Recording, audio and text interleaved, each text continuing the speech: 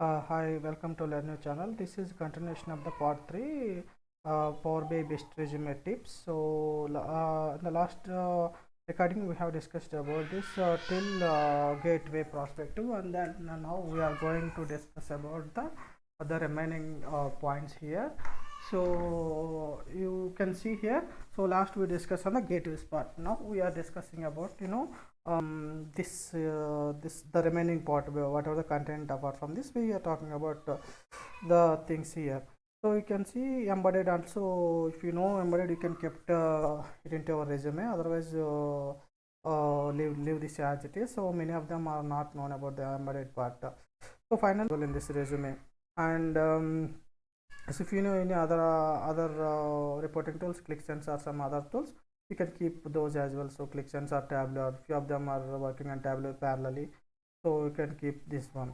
So networking, why I kept this networking in the sense, so if you know you will be able to install execute files or not, that's where we can keep. So that in future you can download Power BI desktop and you can install Power BI desktop basically.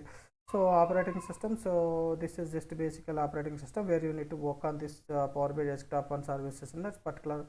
So a few of the scenarios they might be using Mac. Go to the Apple company or some other companies, they used to prefer Mac. So Mac is, Mac OS is not that much friendly user. I mean that there also separate softwares available from Microsoft, this Power BI service. So that is different concept. So in the organization will follow the Windows. That's where we just whether you know the concept of this Windows or not. That's where you can see here. So after that you can keep your education details here. So if you take, if you want to mention intermediate and the 10th standards and all, if you want you can keep with when complete that details and where located that particular university. And then coming to this company, so you can keep the current company or current working company in the top, and then so you can keep your previous companies if you have any in the down below.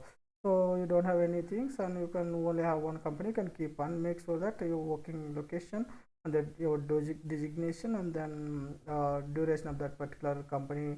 So when you start, when you joined and when you exited, so in that way. And later on you can just come down, so you can write your project explanation here in this. So my project name is something we said, and then so duration and what is the role in your project, basically if you're lead or your team member or your just so if you want to give your designation as well. So instead of I just compare my company name, instead of company name you can mention your client name, that's helpful. And you can see the description here. So what is the project, about the project description and roles and responsibilities. My upcoming session I will explain you about the project explanation. So if you don't know any project, if you haven't practiced also, I'll give you a simple example and I'll give you, so that you can build your own project based on your what it is, based on your knowledge, simple answer like sales things or some other pharma things or kind of things. So you can build. So next session I will try to make a video on this project explanation. So I have three projects. So I mentioned and I keep my three projects here. So because I work on different companies and each company will be having one. So per project might be less duration and per project might mean long duration will be also there. So based on the projects you can keep your project. So better to keep your lengthy project. I mean suppose you're working on your project, then it's better to keep that. If you are working on 3 months, 2 months, 4 months project, so you might not able to give the clear explanation about the 3-4 months project. So if you have any long journey projects, and you can keep those projects as well. So you can see the environment, SSRS and Power BI.